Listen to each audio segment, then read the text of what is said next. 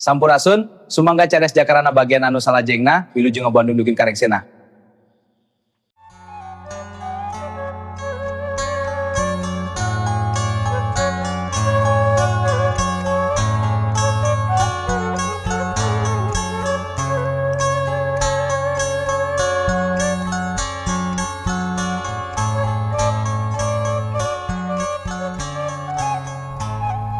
Assalamualaikum warahmatullahi wabarakatuh. Sampurasun wargi-wargi Mang Dedi baraya-baraya ki Sunda di mana bae ayana.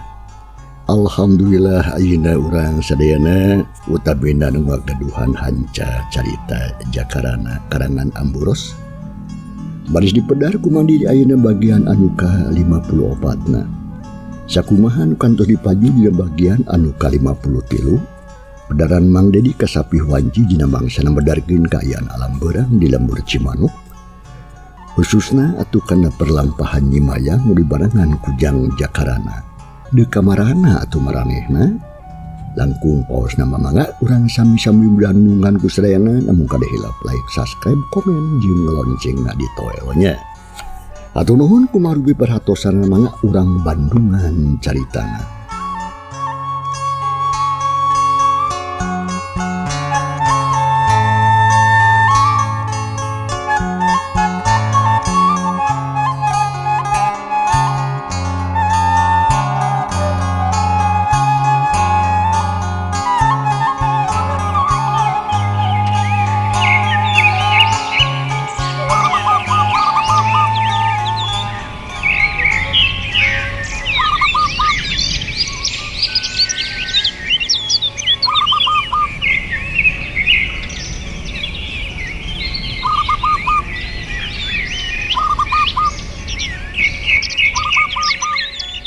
Mangsa alam harita teh memang geus beurang ngan kauger ku waktu dina mangsa isuk-isuk.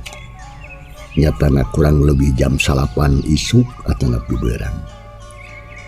Breh atuh di jalan satapak anu leumpang sapasang japati. Horeng si mana horeng Jang Jakarana harita teh leumpang gegentetan we jeung Nyimayang. Harita dua jalma ieu teh meuning alon lempangna terusuh jajauheun gancang.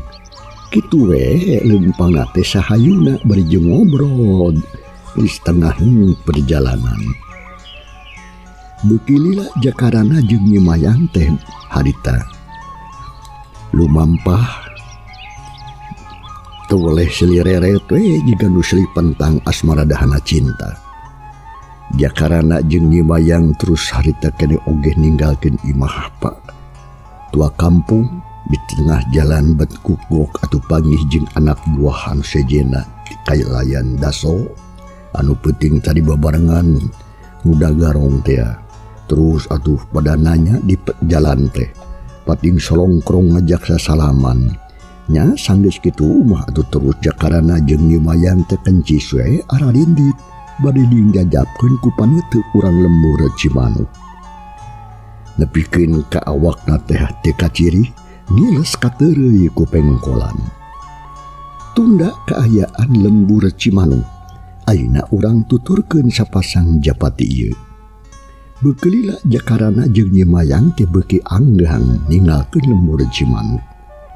Duanana teu oleh babarengan lalimpang mapai jalan saja jalan terus anteng bari jeung ngarobro bari jeung sukaseri nya atuh teu karasa harita geus anjoge ka jalan anu nyagak.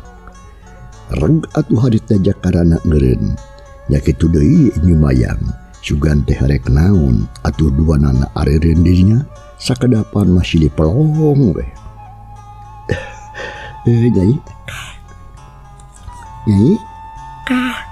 teu kadangu atuh. Isak dia tarik oge ayeuna tarik sote nyai rupina mah atuh urang teh mung dugi ka dieu bae sabantawis nya tiasa sasarengan sareng akang.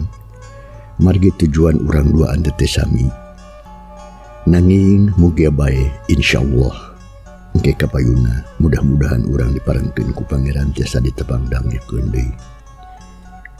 Hei Nyaan ya teh Kang. Oh. Nyaan. Laras. Emang atuh rek kitu mah udah angkat nu ge wesin atos-atos di jalana.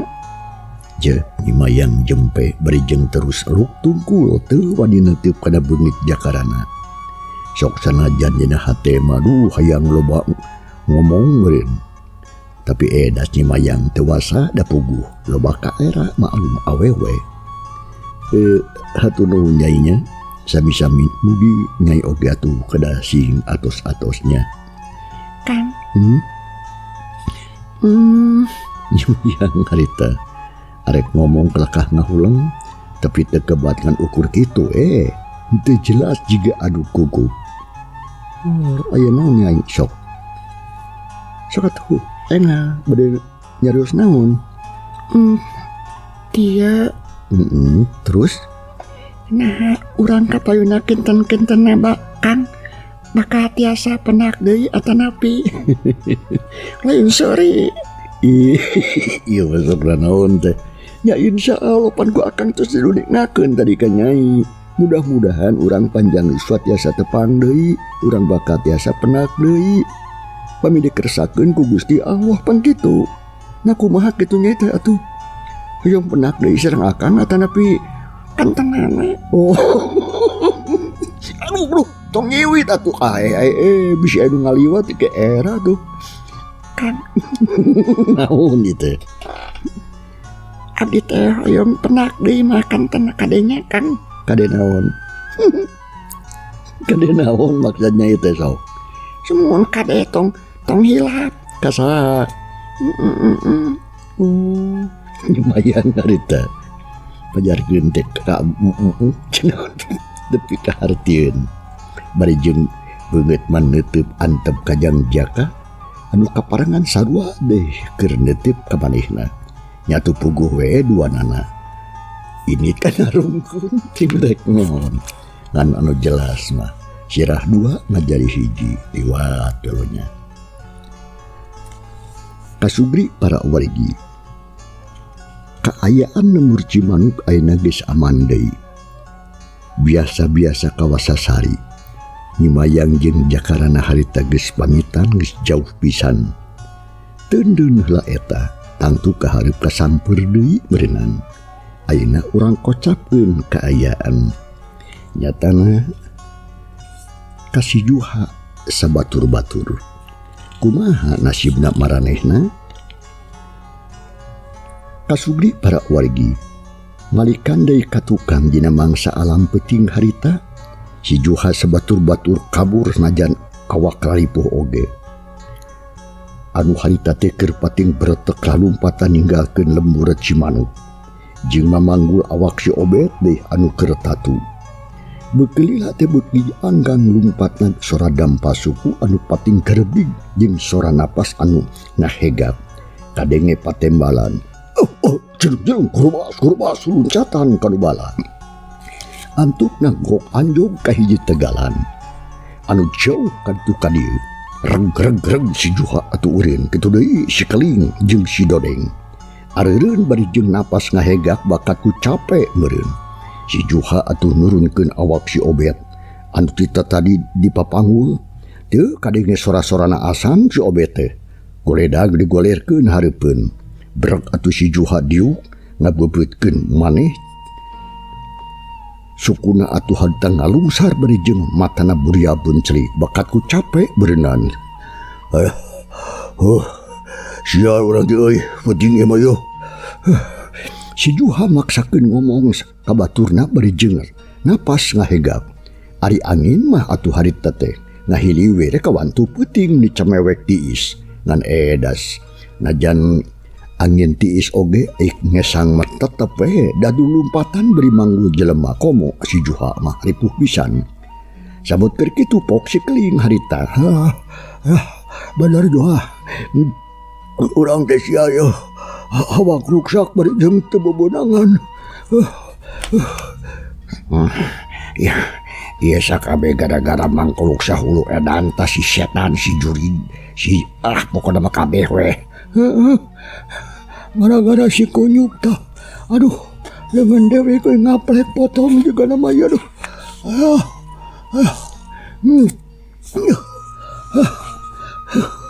Si Keling jeung si Dodeng harita kukulutus. Tapi bari jeung humarurung kitu nate atuh. Lantaran masing-masing ngarasakeun kanyeri dina awak kena sewang-sewangan akibat tarum bebeakan jeung jakarana teh. Hayo, mending sia oge urang hirupkeun euy. Kubahannya si Odeta asa geus teu kadege sore-sorana euy. Bapak si Juha harita. Si Juha harita leungeun atur rumpur-rampa ka si Obed anu ngagoler hareupeun. Ngan teu pati katempo lantaran kaayaan dirinya ukur remeng-remeng. Doa kumaha kaayaan si Obed euy jiganan tatuna parna yeuh cing atuh. Dadeng ngahurungkeun seuneu atuh euy terus nyeundurukan ngarah caang. Ya gano. Urang nyeundurukan ge. Nya sanggis kitu badak kule sudah deung mah rumpur-rampah ngumpulkeun kararas anu kabilang gararing deuk nyeundurukan maksud nama. Nya teu lila oge jegur atuh harita sia nyeundurukan gesurung berai kaayaan di dinya mas sacangkewok eta mah caang breh katempo ku sarerea. Si Obed anu keur ngagoler teh tempes-empes. Bajuna baseuh lain ku kesang tapi boborot ku getih. Peso balati masih keneh nancap dina dada. Samalah atuh baju si Juha oge katempo baseuh ku getih da puguh tadi mamanggul awak si Obed. Alah sia Juha dolo tu sok. Si lain si Obed hirup keneh atawa henteu? Kan durang pariksa ku dewek. Juha siapa? Pariksa ka dia. Sarong si Juha ngadeukeutan awak si Obed. Terus celina diantal-antalkeun kana dadana. Sanggeus kitu ragamang atuh leungeunna kana urat beuheung terus kana pigelang leungeun si Obed. Dipapai disasar bari jeung ditetenan kalawan apik pisan. Gapdi kana awakna karasa si Obed teh geus camewek tiis. Loh, gebong si Juha harita teh ngagebong. Samalah beungeutna oge meuli kapias bakat kureuas terus atuh si Juha ngahulang. Wah, kumaha teh euy? Nya kalakah ngahulang kitu sia mah jeung ngagero deui. Loh. Bedeung. Naon? Si sok kuyahkeun awak si Obed teh. Kumaha deui oyang kabeh atuh henteu. Ceuk si Juha kelah nitah deui atuh harita ka si Obed. Ingat atuh si Juha gancang harita kana si Dodeng teh anu diparintah ku manehna guyah-guyahkeun awak si Obed. Tetela geuning diguyahkeun teh awakna oyang kabeh. Nempo kajadian kitu kebog atuh harita. Si Juha jeung baturna meuni ngakebeg. Beungeutna oge parias terus si Lereret atuh jeung si Lereret tapi eueuh anu ngomong saurang ge ukur kitu pating harulang bae. Bari jeung nempokeun awak si Obed anu geus jadi layon. Dina peuting harita si Obed geus nepikeun kana titis tulisna kudu mulih kajati mulang ka asal. Loh. Bener euy. Si Dodeng teh. Bener Dodeng si Obed teh paeh ya. Ngan aing teu ngarti yo. Ceuk si Juha harita. Teu ngarti naon Juha? Lain eta pan peso balati teh nu manehna. Sok damaran ku sia tapi nahabet nancep di manehna. Heueuh nya. Teuing kunaon teu maksud aku mah teu kaharti ah. Biraku maehan maneh. Mun maehan maneh kaharti. Apaan ieu teh peso balati da aing ge nyaho peso balati bogana si Obed. Sedangkeun ayeuna manehna keun aku balati anu manehna dibingung euy mah. Aduh. Lieur ge piraku maehan manehnya. Moal mungkin jeung kumaha teh geus kieu yeuh. Keun we lah urusan eta mah kumaha kewe ngan ieu ye kumaha yeuh. Bet jadi papisah jeung urang teh. Aduh. Geus pasti ieu mah si guru bakal ngamuk di euy ka urang ieu sakabeh yeuh. Heueuh atuh. Hena mah orang tunggu aduh lah nepikeun ka isu-isu euy da meh caang. Da isukan orang luar abi euy. Kan naon? Ai sia. Apaan ieu sia teu modar goblok sia. Tong ngama ketujuha. Sia mah teu ngarti wae. Jangan gotong awak si Obet sia goblok. Piraku si dipanggulpan ku aing di papanggul tadi pada geus modar mun si Obet teh dina tonggong aing. Spika sebelum wae sia mah. Jauh di kaburu dia aduh. Jeb atuh harta si Juha jeung baturna jarempe penting harulang ngadu jentul. Layon si Obet atuh harita disanghareupan ku tiluan. Sedengkeun si Keling bari jeung kitu teh telepasnya ke leungeun anu ngaprek. Sok sanajan atuh ngarasakeun nyeri anu kacida pisan ge tapi manehna mah teu bisa kumaha-kumaha da puguh baturna oge sarua keur haripuh. Da sugri para wargi urang gancangkeun mangsa alam dina ieu carita. Mangsa alam peuting geus ganti ku alam beurang isuk kana oge si Dodeng mah atuh jeung si Juha geus pakpik-pak we nuaran awi cenah deuk nyieun tanu pikeun ngagotong layon si Obet. Tepung sila oge atuh harita geus anggeus tanu teh. Geus beres terus awak si Obet harita nu geus heuras da diangkat sarta ditaekeun digolerkeun kana luhur tandu. Terus ditutupan ku daun-daunan pangpangna mah daun cau anu panjang. Nya sanggeus kitu mah atuh heuleugeudeuh tiluan harindit ninggalkeun eta tempat. Si Juha jeung si Dodeng atuh ngagotong layon si Obet. Sedengkeun atuh si Keling mah nuturkeun we di tukang bari jeung nyekelan leungeun anu kena ku tatu. Kena ku tatu teh jalma anu ngabarogaan sifat jahat tapi ari nempo baturna geus maot mah geuning teu burung we ngarasa sedih jeung nalangsa. Si Juha katut baturna ngarasakeun kasedih anu pohara pisan. Sabab maranehna geus babarengan ti waktu anu kacida pisan lilana. Anu tangtu maranehna bakal ngarasa leungiteun. Sajajalan saurang oge eueuh anu ngomong jarempe we terus laleumpang ngajuju ka pilungan. Sabot keur jarong jona leumpang kitu ti beulah hareup kadenge aya sore jelema anu humarurung deui. Reng atuh si Juha jeung baturna eureun heula mencrong ka hareup kapalebah datangna eta sora. Alah. Ya, tah kadenge deui ku lain juga aya sora jelema euy anu humarurung deui. Si Dodeng ngomong kitu bari jeung cungas cingeus culang cileung.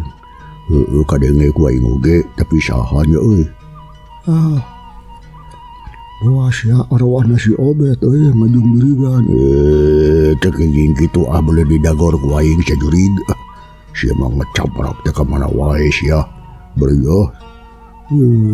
setan sia. Mun taun kitu sia digoreng-goreng teh babaturan urang padaku ngajung jurigan jaba nyapekeun. Boa-boa pancek aing oge. Heueuh sia kasep jadol sia tong sok ngomong kitu sia. Bisi didagor ku aing teh keur jading teh sia. Kurang itu. Deng. Dah kumaha geus ieu? Di sarua kuring oge. Ari paehna mah kakara ieu teh. Manya aya anu paeh 2 kali atuh. Sia mah. Lain waktuna sia ngabodor jadi jurig. Gandeng sia teu kudu loba cungur lah. Nurutkeun ceuli dewek bas sora mangkeluk eta mah lain sora jurig atawa ririwa. Nah tuh jadi teu kudu sieun. Hayu leumpang deui urang teruskeun lampahan. Si Juha harita nempas kana omongan si Keling jeung si Dodeng. Nya terus nama atuh laleumpang deui. Bekelila beuki deukeun satar sora anu humarurung teh beuki jelas kadengena. Nya tekung selila jog atuh anjog ka pelebah datangna sora. Breh teh didinya katempo aya jalma sasoranganan anu keur nyuksruk ka deukeut rungkun. Awakna bobolodog ku kototot. menikalotor nya terus atuh harita deketan. Sia si laing jeung kunaon sia bet nyuk suruk di dieu, cek si Juha nanya. Asa urang jalma teh anu keur nyuk suruk we nya atuh barang ngadengikeun aya jalma nu nanya maka manehna sarta apa kana sorana gancang atuh eta jalma teh ngulisik-usik terus sudah ngalaunan breh atuh beungeut na katempo ku sarerea oge. Sanajan bari jeung kalotor oge da moal kasamaran tinggal kabobodo tenyok eta jalma teh. Si Oded jeung baturna atuh nya puguh harita sakadapan mah meuli celohok. "Wan, geuning sia di dieu?" "Alah, ya dewek. Kunaon atuh sia teh?" "Teu kudu tatanya deuleh we. Kana kayaan awak dewek aduh." Eta taranggot ngajeno segede nog sawang jeung eta cokor sia meulikeun kagetihan kitu. Kunaon sia teh? Oden. Iya, sakabehna gara-gara si kunyuk rawun tah. Si kurang ajar, tapi naon eta nu digotong ku si laing teh euy. Menang ngagarong lain, goblok si mah. Menang ngagarong. Buku kacilakaan si Obed, kacilakaan. Hah? Naon? Si Obed? Si Obed. Korejat atuh eta si Oded teh harita gancang gudang terus mukakeun daun cau anu dipake nulungan nutupan layon si Obed. Aduh, Obed, maneh teh paeh ning. Cek si Oded harita bari jeung ngaguyah-guyah awak si Obed anu geus heuras nang karak baeud tapi tetela geus eueuh nyawaan nyawa geus papisah jeung raga. Hing atuh si Oded teh harita ceurik jiga pejuh we karek harita manehna mah ngarasakeun kasedih nu kacida sarta teu sanggup pikeun nahan ragragna cimata. Geus lah montong lewe euy. Ded tong lewe. Teu kudu lewe si lain mah da geus bogo kieu kajadianana. Mending ayeuna mah hayulah gancang urang balik ka guha. Sabab ieu si Obed kudu gancang-gancang di Pulasara. Mageus ya bisa ditamahan ku aing, tamahan naon didagor sia ku aing mah sok montong lewe sia. Sok komo sia boga kanyeri di ongko. Hayu atuh. Aduh. Bing harita. Geus kitu mah atuh si Oded sabatur-batur ngalih teh lalumpang bari jeung ngiringkeun layon si Obed. Kaayaan di jero pileuweungan karasa meuni sepi jempling es kuning matakeun. Sok sanajan dina kaayaan beurang. Sora manuk hawar-hawar kadenge meuni tingkalung. Jauh jeung teh manuk teh. Ai manuk leutik mah recet di sarana dina dahan-dahan kaayaan jika nu miluna langsa. Monyet-monyet jeung lucung pating gurayang pating gulantung di luhur jauh ka jelema da sok sieun di arah atawa di ala meureun ku manusa. Katempona teh jigaan gumbira we.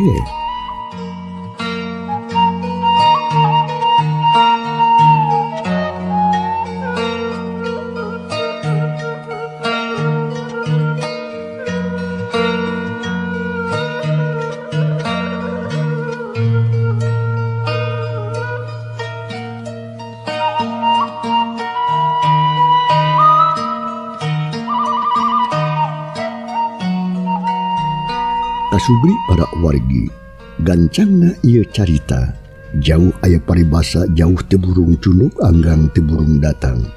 Ari pedi keureuh mah atuh si Oded jeung baturna geus anjo beh kalawang guha.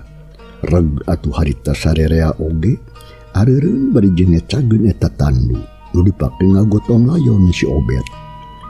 Tapi teu buru-buru arasup ka jero guha kelakah caricing heula we. Pating harolong hatena masing-masing bingung da puguh sieun atuh kudu jadi guruna. Sok sieun ngagantawan pedah muridna heuh batur manehna jadi korban. Sanggeus sawatara waktu si Juha atuh ngawani-wanikeun maneh terus asup ka jero guha sedengkeun batuna atuh narungguan we di luar temilu asup ka jero teh.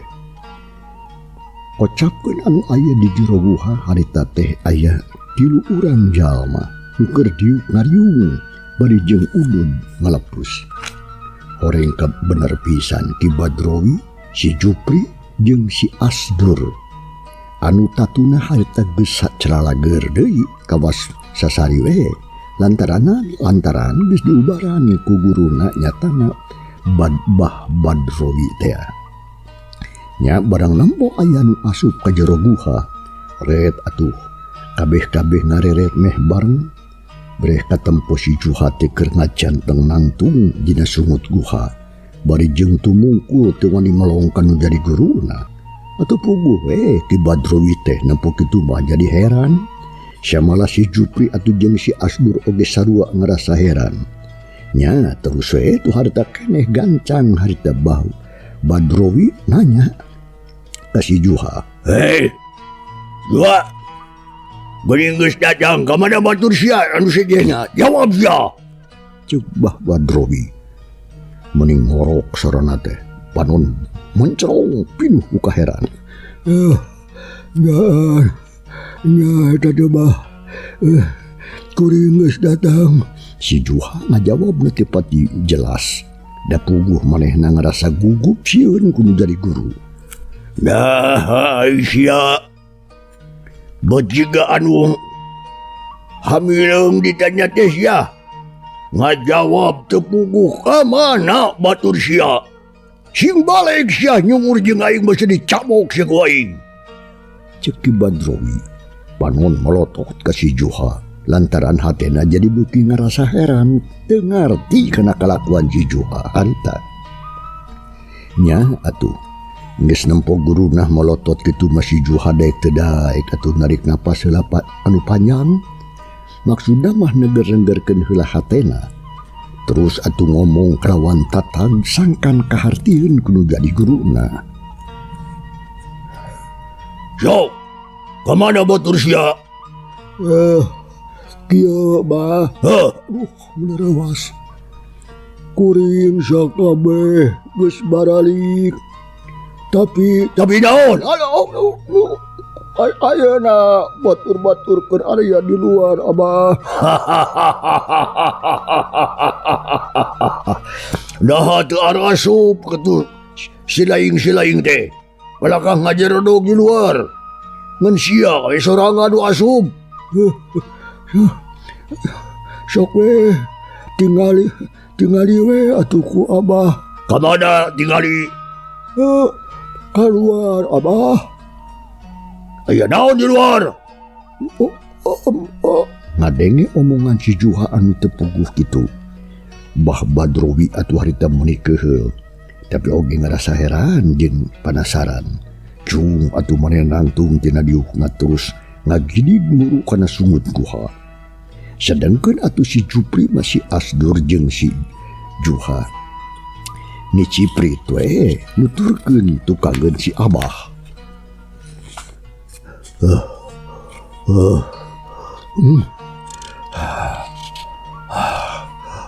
Cang para pamirsa, ieu carita urang tunda heula. Kumaha atuh lajenganana insyaallah. Dina mangsa bakal datang manggi di baris teruskeun carita dina bagian anu ka 55 nalunya.